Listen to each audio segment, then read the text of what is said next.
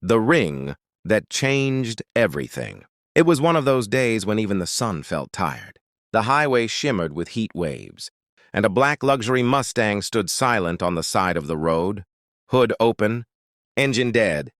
Inside sat Ethan Cole, a man who owned everything most people could only dream of: companies, mansions, private jets. But right now he didn't even own a drop of patience.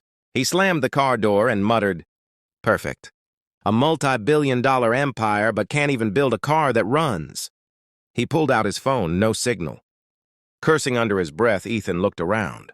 Miles of empty road, no traffic, no help. Until, from the corner of his eye, he saw movement. A small figure walking barefoot down the road, dragging a broken backpack. It was a little black girl, maybe 8 or 9 years old, with neat braids and a confidence that didn't match her tiny frame. She stopped when she reached the car and tilted her head. "Engine trouble?" Ethan looked up, half amused, half annoyed. "Yeah, and I don't think you can help me, kid." She smiled, a calm, knowing smile. "Pop the hood." He hesitated, but something in her tone, that certainty, made him obey. The girl leaned forward, scanned the engine, then reached into her backpack and pulled out a small wrench. Ethan blinked. "Where'd you learn to do that?" "My mama taught me. She fixed cars behind the old church before she passed. In less than 2 minutes, she adjusted a cable, twisted a loose cap, and said, 'Try it now.'" Ethan turned the key. The Mustang roared back to life. He looked at her, stunned. "How did you—" "It's not that hard when you know what to listen for," she said softly. He laughed for the first time in days. "You're something else, kid. What's your name?" "Maya," she said, brushing the dust from her hands. "Maya, huh? You saved me today." He reached for his wallet. "Here, take this." "You earned it." But before she could respond, something glinted on her finger. A small silver ring, with a faded blue stone in the center. Ethan froze. His smile vanished. He stared at the ring like it was a ghost. Where did you get that?" She frowned, pulling her hand back. "My mama gave it to me." "This?" "Said it belonged to someone who saved her life a long time ago." Ethan's hands trembled. His throat tightened. Did she ever tell you his name?" Maya hesitated. "Yeah, she said his name was Ethan." Silence. Only the sound of wind brushing across the hood of the car. Ethan took a step back, shaking his head. His heart pounded like a drum. That ring, it wasn't just familiar.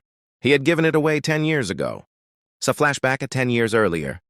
A stormy night. Ethan, then just a young man, had been driving too fast. A small car had skidded in front of him and flipped. Inside were a woman and her little baby. He had pulled them out, bleeding, terrified, and handed the woman his mother's ring as a promise. "You'll be okay. Take this, a reminder that good people still exist." He'd never seen them again. Now standing on the same stretch of road, facing the little girl with that same ring, Ethan felt his knees weaken. "Your mother," he whispered. "Her name was Grace, wasn't it?" Maya's eyes widened. "How do you know my mama?" Ethan swallowed hard. "Because I was there the night of the accident. I saved you both." Her eyes filled with tears. "She said a man saved us, but I thought she made it up." Maya looked down. "She passed away last winter. We lost our home. I was walking to the shelter when I saw your car." Ethan felt something break inside him. For years, he had been chasing wealth, deals, and power, all while the one family he'd saved had fallen into the cracks of the world he built. "Maya," he said softly, "you're coming with me." She looked scared. "No, sir, I can't. They won't let me." "I don't care what they say. I owe your mother everything." He opened the car door. "Get in." The drive back to the city was silent, the kind of silence that holds more words than anyone dares to speak. When they reached his mansion, the guards looked confused, but Ethan waved them off. He gave Maya food, clean clothes, and a warm bed. That night she stood by the window watching the rain. "You don't have to do all this," she whispered. "I want to," Ethan replied. "Your mother once told me the world needs more people who care." "I forgot that. You just reminded me." Days turned into weeks.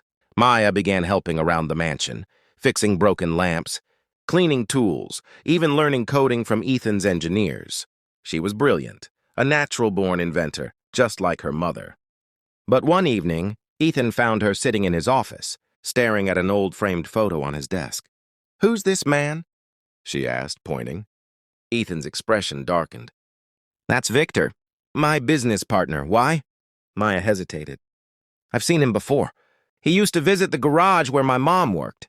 They argued once. She told him she wouldn't take his money." Ethan's chest tightened. "What money?" "She said he wanted her to lie about something." Ethan's face turned pale. He rushed to his computer, opened old files, and what he found made his stomach drop. Victor had forged documents, stolen millions, and covered it up years ago. On the same night, Ethan's car crash had happened. Grace, Maya's mother, had refused to sign false papers. That's why she'd been fired. That's why she'd been on that road. "He destroyed her life," Ethan whispered. "And mine too," Maya said quietly.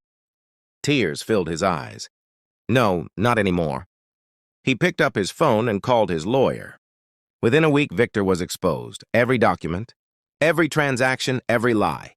The empire Ethan had built nearly collapsed, but he didn't care. He rebuilt everything under a new name. The Grace Foundation. A place for kids like Maya, smart, brave, and forgotten by the world. Months later, Maya stood on stage accepting an award for young inventors. Her small fingers still wore that same silver ring. In the audience, Ethan watched with pride. When she finished her speech, she walked off the stage, straight into his arms. "You kept your promise," she said softly. "No," he smiled, voice breaking. "You kept mine." The crowd applauded. Cameras flashed. But in that moment, it wasn't about fame or fortune or headlines. It was about a broken ring that brought two lost souls back together and then reminded a millionaire that humanity is worth more than any empire,